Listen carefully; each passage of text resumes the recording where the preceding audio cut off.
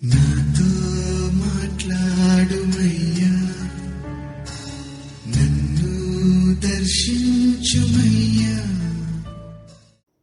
మన ప్రభు అయిన యేసుక్రీస్తు పరిశుద్ధ నామములో మీ అందరికీ శుభములు తెలియచేయచ్చున్నా. మీరందరూ క్షేమంగా ఉన్నారని ఆశిస్తూ ఉన్నాను. ఈరోజు బలపరిచే వాక్యము కీర్తనలు 56:8.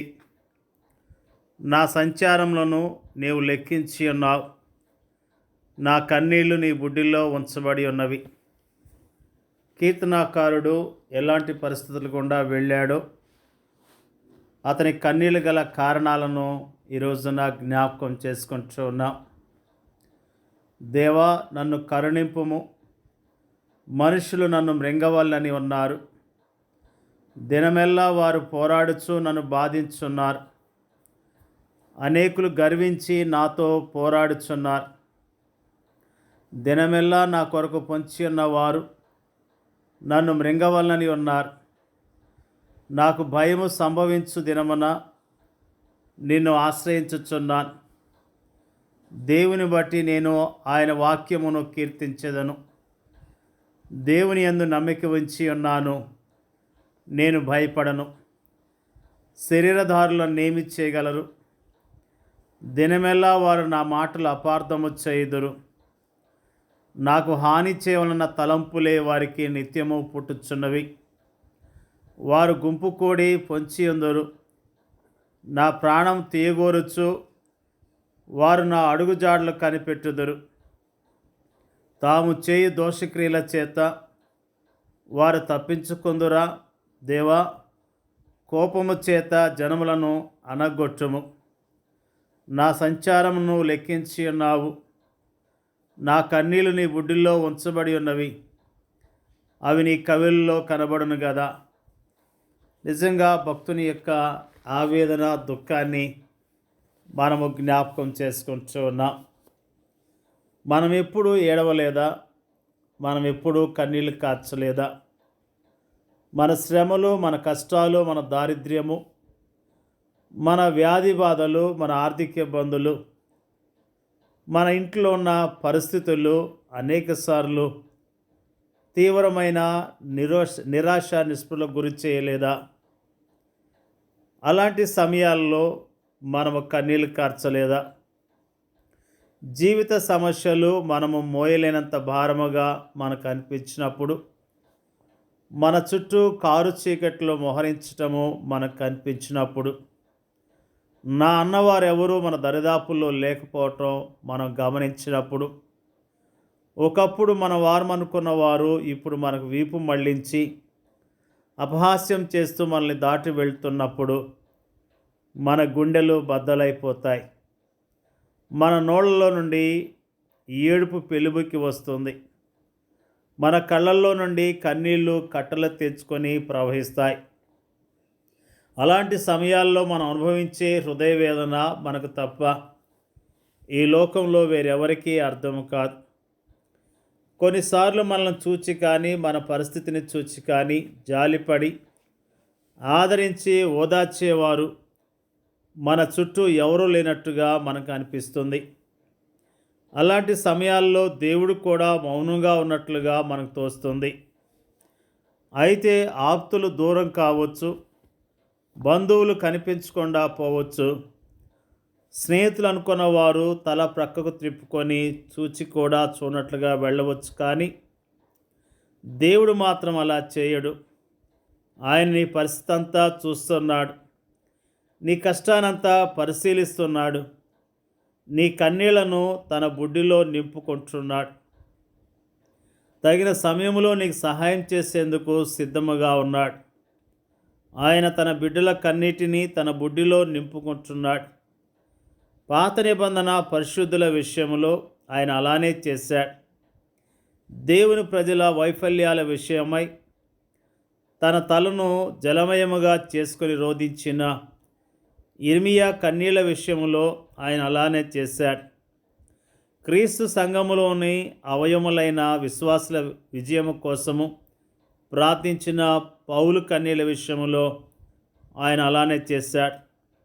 అన్నిటికీ మించి అనేక సందర్భాల్లో నిర్భాగ్యులైన మానవులను చూచి నిట్టూర్పులు విడుస్తూ ఆత్మలో మూలుగుతూ కన్నీళ్లు విడిచిన తన ప్రియకుమారుని కన్నీళ్ళ విషయంలో కూడా ఆయన అలానే చేశాడు.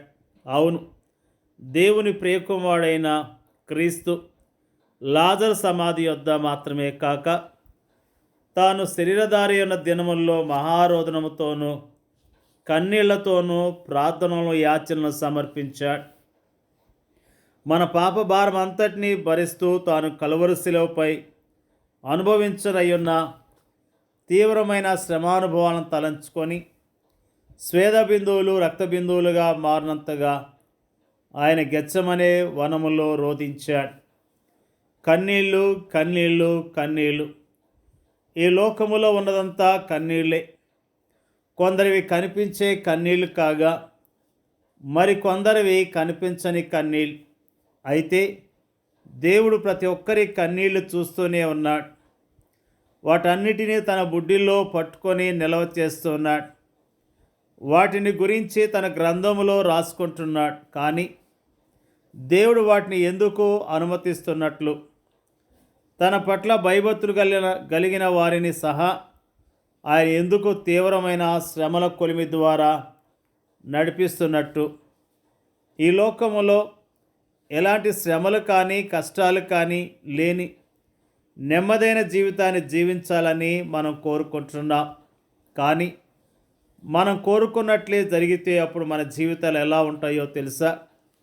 చెట్ల నీడన చిన్న చిన్న తొట్లలో ఉండే చిన్ని చిన్ని మొక్కల జీవితాల్లా ఉంటాయి. అవి తమకు తాముగా జీవించలేవు. కానీ వాటిని అమ్ముకునే వ్యక్తి పోసే కాసిన నీళ్లతో మేము బ్రతుకుతున్నాం అనిపిస్తాయి అంతే. అవి భూమి లోతులకు వేరుపారలేవు, ఆకాశపు ఎత్తులకు పెరగలేవు. స్థిరమైన కాండముతోనూ బలమైన కొమ్మలతోనూ సువిశాలముగా వ్యాపించలేవు. అవి తీవ్రమైన ఎండ, గాలి, వర్షం లాంటి మారే వాతావరణ పరిస్థితులకు ఏమాత్రమో తట్టుకోలేవు. ఇదెంత దౌర్భాగ్యమైన స్థితి!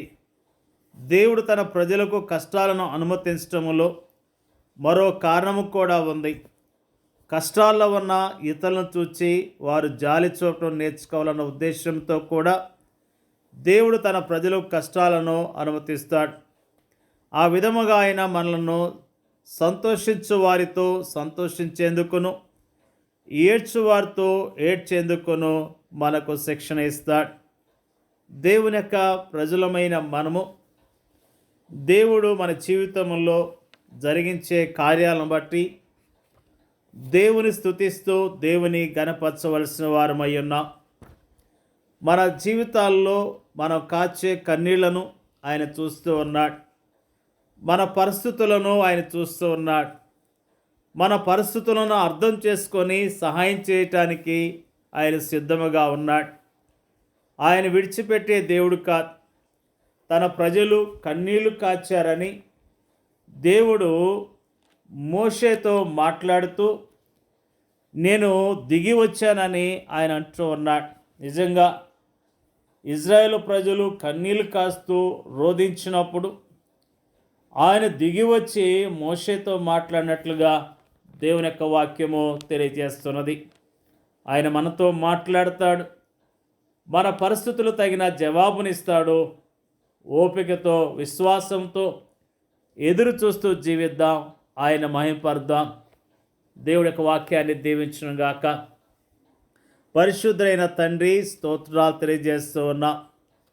భక్తుని యొక్క ఆవేదన, కన్నీళ్ళు వాటన్నిటినీ జ్ఞాపకం చేసిన విధానం బట్టి స్తోత్రాలు తెలియజేస్తూ ఉన్నా. మా జీవితాల్లో కన్నీళ్ల గుండా వెళ్తున్నప్పుడు ధైర్యముగా ఉండటానికి, విశ్వాసంతో నీ కొరకు జీవించడానికి సహాయం చేయండి అయ్యా. నీకు వందనాలు అయ్యా. దుఃఖముతో, ఆయాసంతో ఎంతో కుమిలిపోతున్న బిడ్డలను మీరు జ్ఞాపకం చేసుకోండి. కుమిలిపోతున్న బిడ్డలను మీరు ఓదార్చండి, ధైర్యపరచండి అయ్యా. మరి ఎంతో దుఃఖాన్ని చెప్పుకోలేంత బాధ కలిగి కృంగిపోతున్న ప్రతి బిడ్డను జ్ఞాపకం చేసుకొని వారి ధైర్యపరచండి, బలపరచండి అయ్యా. నీకు స్తోత్రాలు. ప్రభువా నువ్వు చూచే దేవుడు, ప్రభువా సహాయం చేసే దేవుడు, తగిన సమయంలో జవాబిస్తావనే విశ్వాసంతో నీ కొరకు జీవిస్తానికి సహాయం చేయమని, వాక్యం వింటున్న వారందరినీ పేరు పేరున దీవించి ఆస్వాదించమని యేసుక్రీస్తు పరిశుద్ధమైన నామంలో అడిగి వేడుకొంచున్నాం తండ్రి. ఆమెన్.